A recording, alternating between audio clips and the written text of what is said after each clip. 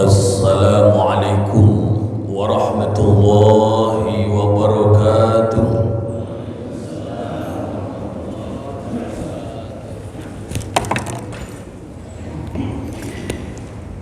Alhamdulillah wa syukrulillah wassalatu wassalamu ala rasulillah Muhammad ibn Abdillah wa la hawla wa la quwwata illa billah. Amma ba'd. Para alim, para pengurus Masjid At-Thayyibah yang kami muliakan, bapak-bapak, ibu-ibu, para jamaah, calon-calon ahlul jannah semuanya, adanallahu wa iyyakum ajmain. Semoga kita dengan keluarga kita, dengan orang-orang yang kita cinta, menjadi orang-orang beruntung yang senantiasa dibukakan pintu-pintu hikmah oleh Allah Subhanahu wa taala. Karena Allah Ta'ala berfirman, yu'til hikmata man yasha' wa ma yu'tal hikmata faqad utiya khairan katsira. Allah akan memberikan hikmah kepada siapapun yang ia kehendaki, dan barang siapa yang diberi hikmah, maka sungguh ia telah diberikan khairan katsira, kebaikan yang banyak. Kalau di dalam tafsir Jalalain diterangkan apa itu hikmah. Hikmah adalah al-ilmun nafi al-muaddi ilal amal, al-amal salih. Hikmah adalah ilmu yang manfaat, yang menyampaikan kepada amal saleh. Semestinya pada jamaah yang mulia, apapun yang kita lihat, yang kita dengar, yang kita alami, berbuah hikmah. Hanya saja tidak semua manusia seberuntung itu. Oleh karena itu, pagi hari ini kita akan melanjutkan kajian pada pertemuan yang terdahulu yang belum selesai, yaitu membuka tabir hikmah dari apa yang dulu pernah disampaikan oleh Amirul Mukminin Umar bin Khattab, yang beliau mengatakan, innallaha katama sittatan fi sittah. Sesungguhnya Allah Subhanahu wa taala menyembunyikan 6 di dalam 6. Yang pertama sudah kita bahas, kata maridho fi ta'atin. Allah Subhanahu wa taala menyembunyikan ridho di dalam amal ketaatan. Kemudian hikmahnya diuraikan oleh Syekh Nawawi Al-Bantani dalam kitab Nasul Ibad. Pertama adalah supaya kita senantiasa bersungguh-sungguh di dalam melakukan amal soleh apapun, karena bisa jadi amal soleh itu walaupun mungkin sangat kecil adalah merupakan titik keridhaan Allah Subhanahu wa taala. Yang kedua adalah supaya kita jangan sekali-kali meremehkan satu amal kebajikan, karena kita tidak tahu, bisa jadi di amal yang kecil itulah letak keridhaan Allah Subhanahu wa taala. Yang kedua adalah wa katamal ghadaba fi maksiatin. Allah Subhanahu wa taala menyembunyikan kemarahan di dalam kemaksiatan. Dan sesungguhnya setiap maksiat pasti membuat Allah marah. Namun yang paling kita khawatirin adalah yang membuat Allah sangat marah gitu. Memang ada kita kalau baca surat Al-Baqarah di bagian akhir, fayaghfir liman yasha wa yu'adzibu man yasha. Allah akan mengampuni siapapun yang ia kehendaki, dan Allah akan siksa siapapun yang ia kehendaki. Sama-sama berbuat dosa, Ada yang akan disiksa, ada yang akan diampuni. Kenapa? Karena tingkat murkanya Allah berbeda. Tapi kita juga tidak tahu kemaksiatan mana yang membuat Allah sangat murka kepada kita. Sehingga pada intinya adalah hikmahnya, hendaknya kita menjauhi kemaksiatan sejauh-jauhnya. Dan yang kedua, jangan pernah menganggap ada satu kemaksiatan yang kecil, karena bisa jadi menurut kita kecil, tapi dalam pandangan Allah sangat besar. Yang ketiga adalah wa katama lailatul qadri fi Ramadan. Allah sembunyikan Lailatul Qadar di dalam bulan suci Ramadan. Supaya apa? Hikmahnya supaya kita bersiap-siap menyambut Lailatul Qadar di dalam setiap malam Ramadan. Jadi siapapun yang ingin mendapatkan Lailatul Qadar sejak malam pertama Ramadan terus sampai Ramadan, senantiasa siap-siap. Jangan-jangan nih Ramadan Lailatul Qadarnya di Ramadan ini malam ini, terus begitu. Tiap malam kita siap-siap, jangan-jangan malam ini Lailatul Qadar. Dan kemudian kita sekarang masuk pada bagian yang keempat.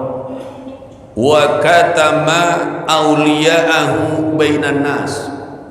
Amirul Mukminin Umar bin Khattab mengatakan wa katama auliya'ahu fima bainan nas. Allah Subhanahu wa taala menyembunyikan wali-walinya di antara manusia. Allah Subhanahu wa taala menyembunyikan hamba-hamba terkasihnya di antara manusia.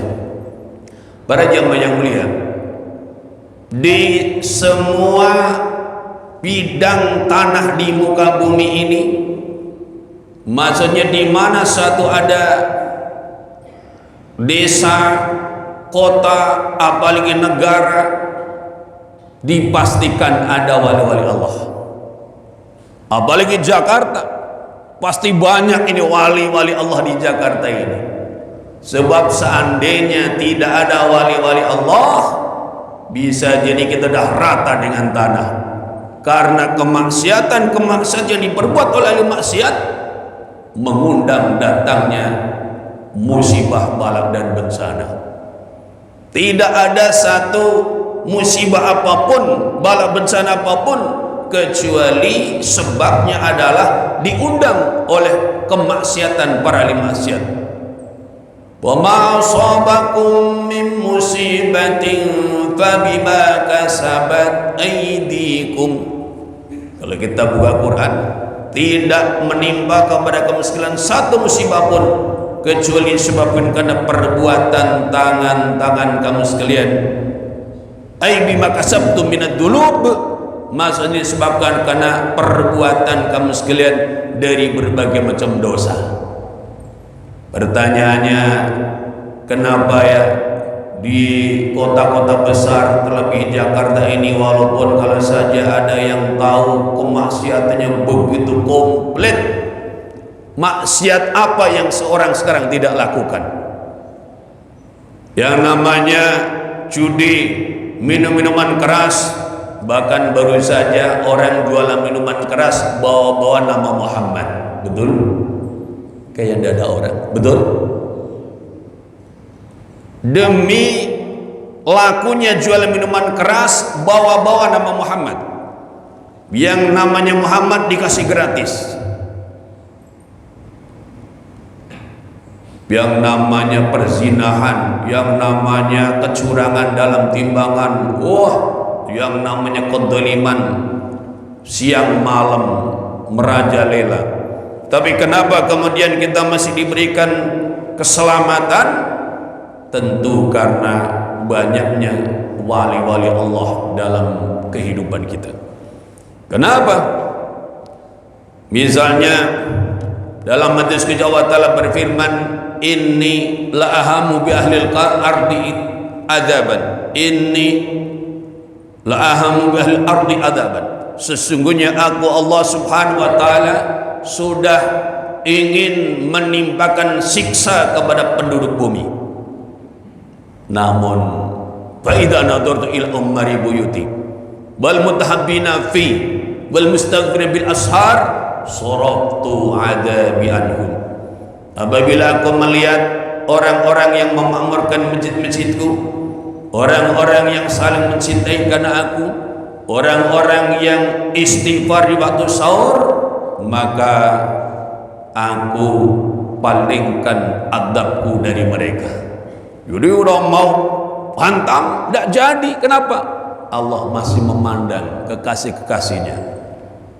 Di antara kekasih Allah itu adalah orang-orang yang rajin memakmurkan masjid, orang-orang yang saling mencintai karena Allah, orang-orang yang di waktu sahur ketika orang-orang lelap dalam tidur, ia istighfar mohon ampun kepada Allah, bahkan memohonkan ampun saudara-saudaranya.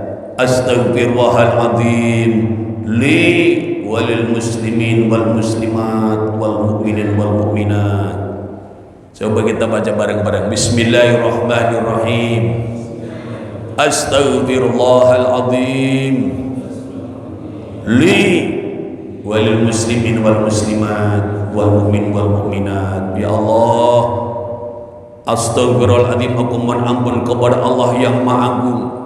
Aku mohon ampun untuk diriku sendiri dan juga untuk kaum muslimin dan muslimat, mukminin dan mukminat.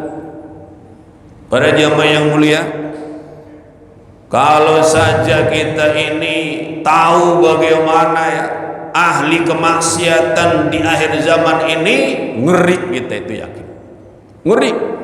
Ini karena kita orang-orang soleh-soleh aja kelihatannya tenang-tenang saja karena memang kumpulannya dengan orang soleh.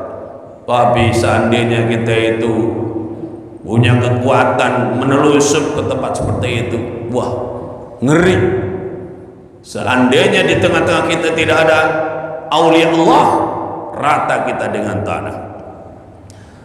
Oleh karena itu, para jamaah yang mulia, apa hikmahnya Allah Subhanahu wa taala tidak kasih tahu saja, baik warga Jakarta, wali-wali Allah yang ada di Jakarta namanya anu gitu. Kenapa dia kasih tahu aja? Si fulan itu wali Allah. Kenapa tidak dikasih tahu? Padahal pasti banyak ada di tengah kita itu kekasih Allah. Menurut keterangan dari Imam Nawawi Al-Bantani, pertama adalah kaila yahtajiru ahadan minhu, supaya kita ini sesama manusia jangan sampai meremehkan salah seorang pun di antara mereka manusia.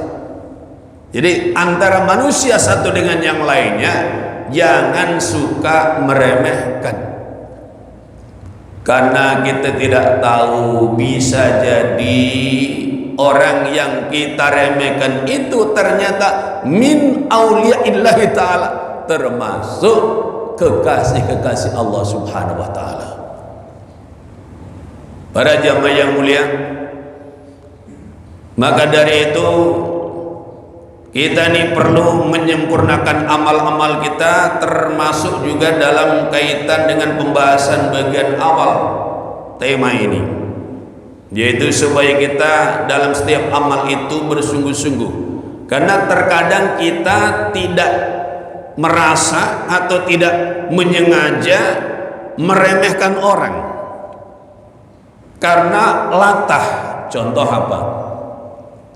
Ketika kita bertemu dengan sesama muslim dalam satu majelis seperti ini misalnya, kita bertemu, kita berucap salam, kita berjabat tangan, sering tidak disempurnakan. Misalnya ketika jabat tangan, assalamualaikum, ada yang kayak gitu. Apalagi kalau pertemuan di kalangan para ustadz, para kiai, begitu juga. Kalau yang merasa ustadz hebat, kiai besar, mubalik kondang, pemimpin pesantren dengan santri ribuan, kalau ngelihat yang lain-lain itu kecil semua. Sehingga apa? Cenderung untuk tidak mau melihat. Datang begini, orang cium tangan bolak-balik, tidak dilihat. Padahal setingkat Buya Hamka saja yang begitu lembut hatinya, begitu bijak, begitu pemaafnya, dalam satu rekaman ceramah yang bisa kita dengar, beliau mengatakan, sakit hati saya ketika saya diundang oleh para pejabat. Begitu saya datang, dia jabat tangan saya, tapi dia pandang wajah orang lain. Kenapa? Apa iya kita akan melakukan sikap seperti itu kalau ketemu dengan orang yang kita hormati, yang kita muliakan? Maka pada jamaah yang mulia, mari kita biasakan kalau ketemu, assalamualaikum, waalaikumsalam, jabat tangan yang erat. Karena selama kedua orang yang beriman, kedua orang muslim berjabat tangan, berguguran dosa-dosanya selagi tangannya belum dilepaskan. Mengucap salam kepada siapa, pandang wajahnya dengan penuh persaudaraan. Jangan kita ini tanpa sadar bertemu seakan berjabat tangan, tapi kita telah membuat dia bersedih. Kenapa? Dalam Islam Rasulullah bersabda, "Idza kuntum thalathatan," apabila kamu bertiga, kata Nabi, "fala yatanajahadukum tunal akhari." Jangan sampai ada salah seorang di antara kamu sekalian berbisik-bisik tanpa seorang di antaranya. Kebayang ya? Kita ini duduk bertiga aja. Kemudian salah seorang di antara kita bisik-bisik. Kita bertiga terbisik. Kata Nabi, jangan. Idza kuntum thalathatan fala yatanajahadukum dunal akhar. Apabila kamu sekalian bertiga, maka jangan sampai salah seorang di antara kamu sekalian bisik-bisik tanpa seorangnya. Kenapa? Fa inna dzalika yuhzinuhu, karena sesungguhnya sikap seperti itu membuat ia bersedih. Para jamaah yang mulia, seorang muslim dilarang oleh Rasul menyedihkan saudara yang lain dalam sikap pergaulannya. Maka orang pun sedih ketika misalnya bertemu dengan saudaranya atau bahkan bertemu dengan orang yang dimuliakannya, dijabat tangannya, bahkan kadang dicium tangan bolak-balik, tapi yang diciumnya tak peduli, tak mau pandang wajahnya, bahkan kadang-kadang kemudian seakan tidak dianggap. Para jamaah yang mulia, ini sikap yang perlu kita hindari. Sebab apa? Khawatir ternyata yang kita remehkan itu adalah termasuk kekasih Allah Subhanahu wa ta'ala. Di dalam Al-Quranul Karim surat Al-Hujurat, Allah Ta'ala berfirman, "Ya ayyuhalladzina amanu la yaskhar qaumun min qaumin 'asa an yakunu khairan minhum." Hei orang-orang yang beriman, janganlah segolongan kaum laki-laki meremehkan, menghinakan segolongan laki-laki yang lain, karena bisa jadi mereka yang diremehkan lebih baik daripada yang meremehkan. Dan secara khusus kaum wanita juga disinggung, wala nisa'um min nisa'in asa ayakunna haraminhun. Dan juga segolongan kaum wanita jangan meremehkan segolongan wanita yang lain, karena bisa jadi mereka yang diremehkan lebih baik daripada yang meremehkan. Para jamaah yang mulia, alangkah indahnya ya bila kita datang ke masjid, ke mushola, ke pondok pesantren, ke majelis zikir, majelis ilmu, satu dengan yang lainnya saling menghargai, apalagi saling menghormati. Betul? Kayak tidak ada orang, betul? Dan itu sebetulnya sederhana, tinggal menyempurnakan saja yang kita sudah lakukan selama ini. Kalau salam ya salam beneran, kalau jabat tangan ya jabat tangan beneran, yang terasa kehangatannya, terasa gitu kesungguhan kita di dalam menjabat saudara kita, dan juga benar-benar di dalam kita saling mendoakan assalamualaikum waalaikumsalam. Ini bagian hikmah yang kita bisa petik. Kenapa Allah Subhanahu wa taala sembunyikan para wali di antara kita manusia, supaya satu dengan yang lainnya saling menghormati, saling menghargai. Jangan sekali-kali meremehkan orang karena kita tidak tahu siapa dia di hadapan Allah Subhanahu wa taala. Pernah diceritakan ada seorang anak muda terbiasa ngeremehin orang. Ketika dia mau mondok ke Jawa Tengah bagian timur sana, di Lasem sana itu. Nyampe terminal Lasem, dia bawa koper, ngelihat ada orang tua, langsung dipanggil, Pak, tolong, mau kan bantuin saya bawa koper ini ke pondok Al-Hidayah. Begitu dikiranya ini orang tua ini kuli panggul gitu. Ini orang tuanya mau aja dibawa gitu sampai ke pesantren. Begitu sampai ke pesantren, sowan kiainya, ternyata keluar dari dalamnya itu yang orang tua yang tadi suruh mikul koper itu. Coba bayangkan, kiai pimpinan pesantren suruh manggul koper. Kenapa? Terbiasa melihat orang remeh rendah, bahkan orang tua suruh bantuin dia manggul koper. Barangkali dia merasa dengan membayar sekian rupiah telah memberikan kepada orang itu satu keberuntungan. Para jamaah yang mulia, akhirnya dia tidak jadi nyantri karena sudah terlanjur malu di awal kedatangannya. Para jamaah yang mulia, kemudian yang kedua apa hikmahnya? Hikmahnya adalah qiyatlu du'a minhum, supaya kita sesama manusia itu meminta doa dari mereka manusia itu. Karena siapa tahu orang yang kita minta doa itu ternyata adalah wali Allah. Kalau saja kita ini beruntung ketemu orang dia waliullah dan sedang dalam maqamul basti, karena waliullah juga itu hidupnya kadang-kadang sedang dalam kondisi maqam yang berbeda. Maqamul basti, kedudukan sedang dibentangkan oleh Allah, tiap doa langsung ijabah, bahkan wujud dalam sekejap mata itu. Tapi kadang-kadang juga sedang dalam maqamul qabdi, maqam disebutkan oleh Allah. Wali juga kadang-kadang doa ditunda ijabahnya Allah. Tapi kalau kita beruntung ketemu wali yang sedang maqamul pasti, ibarat kita sakit minta didoakan langsung sembuh seketika.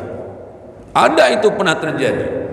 Ada orang sakit luar biasa kalau umat, kemudian dia kebetulan awal takdir kali itu hadir dalam satu majelis. Di sana ada seorang syekh yang sedang keliling dunia dakwah. Selesai sholat subuh begini, ba'da dzikir, kemudian datang, Syekh mohon doanya, saya sakit begini-begini, semoga Allah beri kesembuhan.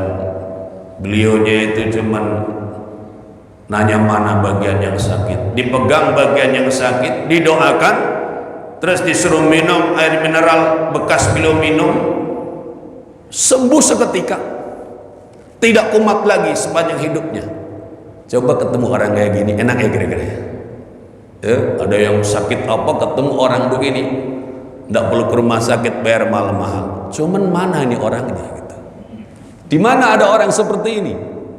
Dan apa dia sedang dalam kondisi maqamul basti itu? Karena kita tidak tahu siapa beliau dalam kondisi maqam apa keadaan beliau saat ini.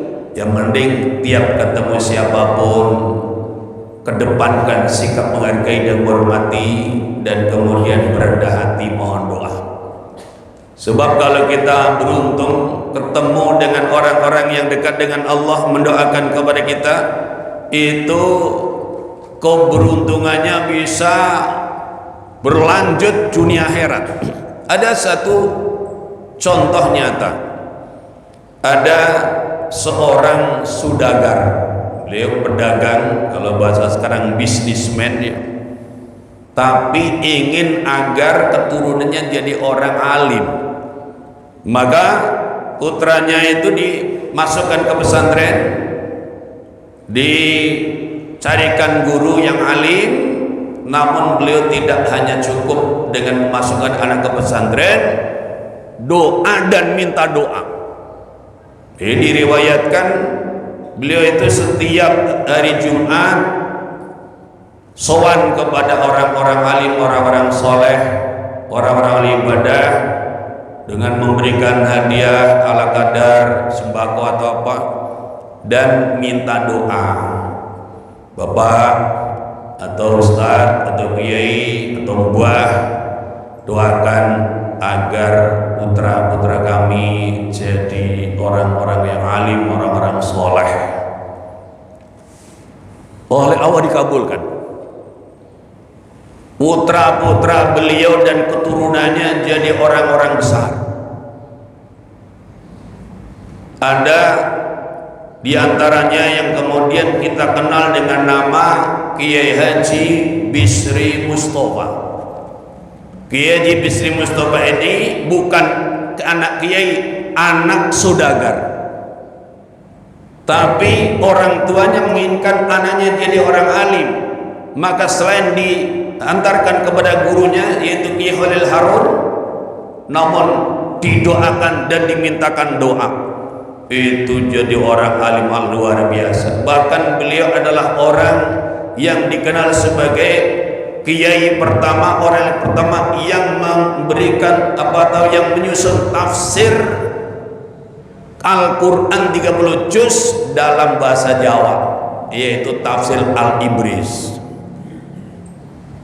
Kitab-kitab yang lain ratusan kitab, yang besar yang kecil banyak. Bapaknya bukan kiai, tapi anaknya jadi kiai besar, bukan hanya sekedar tukang pidato, memang alim ala-alama. Kitabnya sabrek-abrek sampai saat ini masih terus dicetak di Menara Kudus. Bahkan tentunya beliau insya Allah menjadi wali juga. Sebab apa?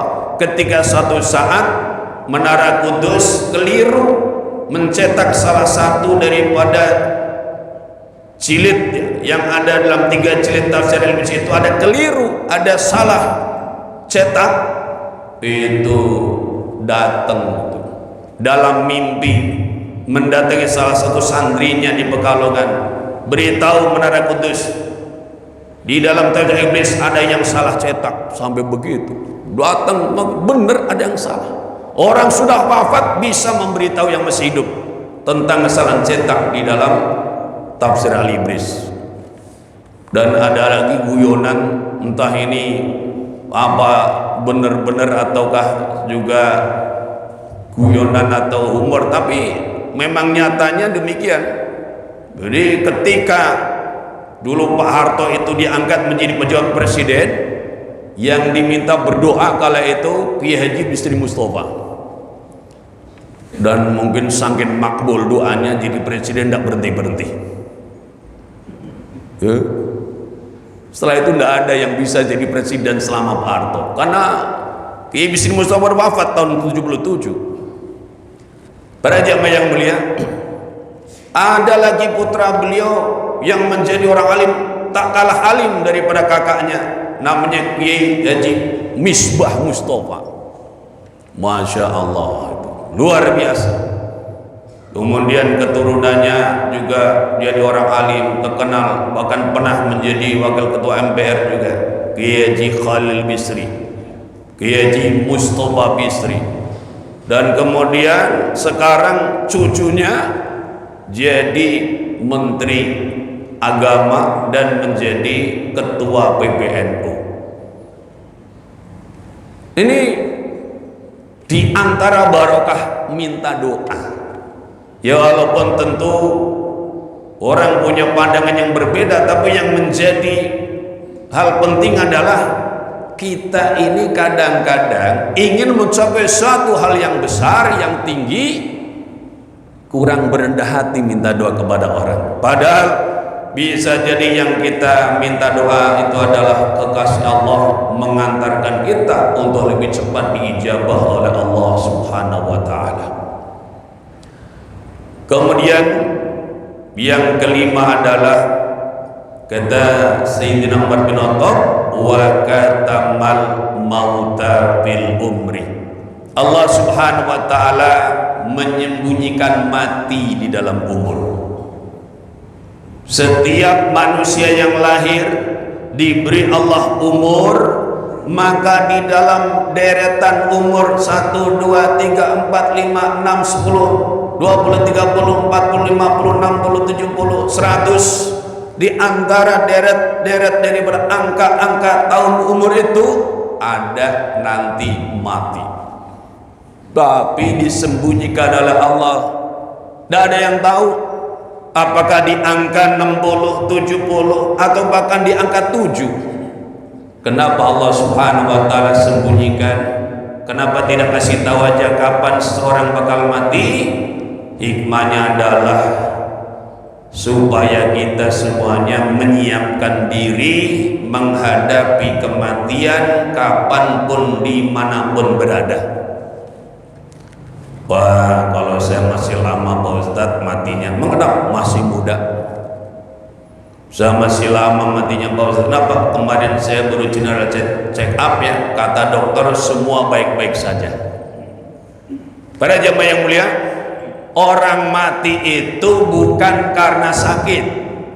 Orang mati bukan karena musibah, kecelakaan, tenggelam, terbakar dan sebagainya. Orang mati itu sebabnya cuma satu, lintihail ajal. Karena telah sampainya ajal, telah habisnya batas waktu hidup di dunia. Kalau sudah waktunya, idza jaa ajaluhum la yastakhiruna sa'atan wa la yastaqdimun. Apabila telah datang ajal seseorang atau ajal satu kaum, maka mereka tak bisa memajukan ataupun mengundurkan walaupun sesaat. Dan memang sebelum kita itu lahir ke dunia, takdir tentang ajal pun juga telah ditetapkan, dan orang akan mendatangi tempat di mana ia akan sampai kepada ajalnya. Kita udah dapat pelajaran. Misalnya ada orang, mungkin heran juga kita kalau mikir ya, misalnya tinggal di Jakarta tapi tertulis ajalnya itu di New York. Mana itu New York? Amerika. Maka entah acara apa, entah tugas apa, dia datang ke New York. Dan di sana malaikat Israel menunggu. Oh, memang Anda itu udah tertulis bakal wafat di sini. Datanglah gitu. Jadi para jamaah yang mulia, kadang-kadang orang mengatakan kalau sedang sehat berarti panjang umur. Belum tentu. Sebab karena sehatlah orang kemudian menyelam. Pas menyelam itu datang ajal. Karena sehat itulah kemudian dia terjun payung. Pas terjun payung itulah kadang ajalnya. Pelatih terjun payung, gagal mengembangkan payungnya, wafat. Sementara yang dilatih selamat. Peristiwa hanyalah merupakan penampakan zahir, apa yang dilihat oleh mata manusia, sedangkan hakikat daripada kematian adalah lintihail ajal. Maka dari itu para jamaah yang mulia, umur berapapun kita, mau sehat mau sakit, intinya adalah siapkan diri kita menghadapi saat-saat kematian. Dan yang harus kita siapkan apa? Yang pertama tentunya adalah keteguhan iman. Sebab Rasul bersabda, "Man kana akhiru kalami la ilaha illallah, dakhalal jannah. Orang yang akhir perkataannya adalah kalimat la ilaha illallah masuk surga. Nah, bagaimana supaya kita itu nanti pas menjelang mati bisa mengucap la ilaha illallah? Biasakan. Jadi la ilaha illallah menjadi kebiasaan kita. Maka Sayyiduna Ki Khalil Bisri, guru kami, begitu. Beliau latahnya la ilaha illallah. Jadi kalau misalnya dengar kabar apa, la ilaha illallah, kaget la ilaha illallah gitu. Kenapa? Harapannya nanti la ilaha illallah menjadi kata-kata terakhirnya. Maka dari itu kita perlu muhasabah. Jangan-jangan ada di antara kita ini kalau latah malah ucapannya jorok. Bahaya banget itu. Kalau punya latah hendaknya kalimat-kalimat yang mengantarkan kita kepada keselamatan. Ada di antara kiai dulu namanya Kiai Syahid, beliau kalimat yang sering diucapkan alhamdulillah. Jadi apapun terjadi alhamdulillah. Sampai pun bisa kesandung alhamdulillah gitu. Orang lain yang nilai lah, beliau alhamdulillah, semua alhamdulillah. Karena bagi beliau semuanya adalah nikmat dari Allah Subhanahu wa taala. Nah, para jamaah yang mulia, matal mar'u ala ma ada alaih, orang akan mati sebagaimana pada hidupnya. Matal mar'u ala ma asya alaih, orang akan mati sebagaimana ia hidup. Maka bagaimana kita membiasakan amalan dalam hidup, itulah kiranya gambaran akhir daripada kehidupan kita. Perbanyak kalimat la ilaha illallah. Ini sampai jam berapa ini? Ini langsung sholat isyraq atau sebelum udah pulang ini? Pada jamaah yang mulia, ini ada hal yang penting. Kalau kita menunggui orang sakit keras yang kita khawatir ini adalah saat-saat kritis, sakaratul maut, jangan lupa talqin kalimat la ilaha illallah. Dan kalau sudah mengucapkan jangan ganggu lagi. Kalau sudah la ilaha illallah, la ilaha illallah, top, jangan diganggu lagi. Karena yang penting akhir kalimatnya la ilaha illallah. Kecuali kalau kemudian dia mengucapkan kalimat lain lagi, haus minum dulu, maka target lagi la ilaha illallah. Jangan sedang la ilaha illallah, wah kelihatannya masih hidup, kong itu kebun belakang bagian siapa? Wah, nanti pas bagian mati itu. Jadikan ucapan la ilaha itu ucapan terakhirnya. Kemudian para jamaah yang mulia, jangan lupa kita minta kepada Allah diberi taufik agar senantiasa bisa mengisi rekening akhirat. Kita ini kan kalau rekening dunia tidak akan lupa, kita perjuangkan terus diisi. Tapi rekening akhirat kadang lupa. Sebab apa? Beda. Rekening dua akhirat beda. Mata uang dunia akhirat beda. Memang di dunia kalau pingin mulia, pingin terhormat, satu, harta. Izzud dunya bil mal. Kemuliaan dunia itu dengan harta. Orang kalau kaya raya di dunia umumnya terhormat. Kakek-kakek sudah 70 tahun kaya raya, nikahin perawan masih bisa. Betul. Tapi perjaka tidak punya apa-apa, rawan. Ngelamar pun besar kemungkinan tidak diterima. Tapi itu dunia. Wa'izul akhirati bisolil amal. Sedangkan kemuliaan akhirat dengan amal-amal soleh. Jadi rekening akhirat adalah amal-amal soleh. Maka kalau Sayyidina Umar bin Khattab diriwayatkan, beliau tiap malam menjelang tidur muhasabah. Kalau bahasa kitanya, bagaimana rekening dunianya sudah terisi, lebih lagi rekening akhirat bagaimana? Kalau rekening akhirat kalah banyak daripada rekening dunia, beliau menghukum dirinya sendiri. Sampai diriwayatkan ada bekas-bekas cambukan di punggung beliau. Karena apa? Beliau mentakdir dirinya sendiri. Karena apa? Para yang mulia, kita harus menyiapkan bekal menghadapi saat yang disembunyikan Allah dalam umur kita, itu kematian. Ucapkan la ilaha illallah sebagai ucapan terakhir. dan jangan lupa rekening akhiratnya mesti yang gendut, yaitu dengan amal-amal saleh. Ngaji seperti ini para jamaah yang mulia, bila tidak ada halangan jangan sampai disia-siakan. Ini amal yang luar biasa, mudah, namun pahalanya tiada tara. Ini dari kita tadi mulai ngaji sampai nanti ditutup, itu pahala kita tak kalah dengan orang sholat sunnah. Memang ada di antara kita kuat sholat sunnah sejam gitu misalnya, tidak berhenti-berhenti gitu, jarang. Kemudian selama kita duduk, kita ini duduk di atas sayap malaikat. Wa innal malaikata la tad'u ajnati li talibil ilmi bima yasna, kata Nabi. Orang yang menuntut ilmu itu ya dia itu duduk di atas malaikat. Malaikat membeberkan sayapnya untuk orang menuntut ilmu karena ridha dengan yang ia lakukan. Dan selagi kita duduk dalam majelis ilmu, wa inna talibal ilmi yastaghulu kullu syai' hatal hitan fil bar, dan sesungguhnya orang yang menuntut ilmu dimohonkan ampun oleh setiap sesuatu sampai ikan-ikan yang ada di lautan. Kita astagfirullahaladzim sendiri belum tentu kita langsung dapat ampunan Allah, namun ketika kita hadiri majelis ilmu yang benar-benar kita menuntut ilmu, dimohonkan ampun oleh alam semesta semuanya. Kemudian jangan lupa juga kita upayakan punya amal yang tiada putus, amal jariah.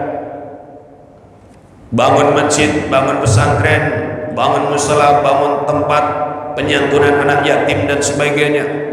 Ikut andil barang 1000, barang 1 juta, amalnya tiada putus sampai dunia ini ditutup oleh Allah Subhanahu wa taala. Kemudian yang keenam adalah wa katama sholatal wusta bis salawat. Allah menyembunyikan sholat wusta di dalam sholat yang 5 waktu.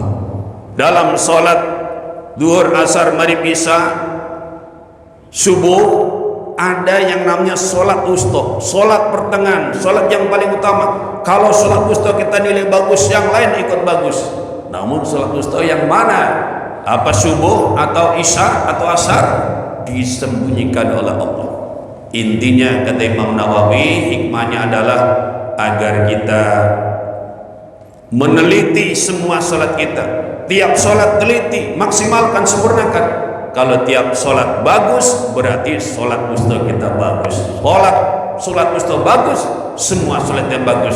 Sholat kita semua bagus. Awwalu ma yuhasabu yaumil qiyamati as-shalah. Awal amal yang akan dihisab, dihitung di sidang di akhirat adalah sholat.